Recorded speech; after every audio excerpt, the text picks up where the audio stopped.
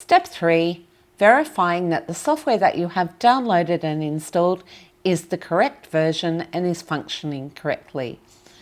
Go to your Windows Start menu.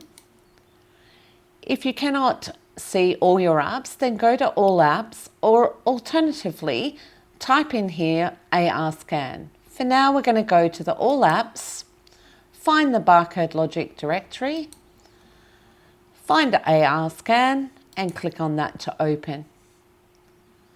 We're going to open just the demonstration file from MYOB. It has a user ID of administrator and the password's left blank. So we're just going to click on OK, and that will open up the ARScan software for the PC. To verify that you have the correct version, click on Help, go to About, and this is correct. Our latest version is 1.13. Click on OK, and now we know that ARScan is the correct version and it's working correctly. The next thing we want to verify is that the Windows Mobile Device Center is working correctly.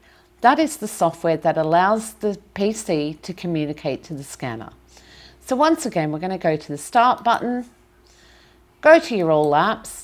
Alternatively, you could actually type in down here the Windows Mobile Device Center, but for us, we're just going to use the All Apps, scroll down, find your little Windows Mobile Device Center. It's visible from actually the green button circle there. So we're going to click on that. It's going to open. At the moment, it's saying it's not connected because the scanner hasn't been found.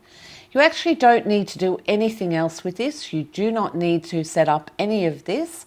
It's all done for you. It is left exactly as it is installed.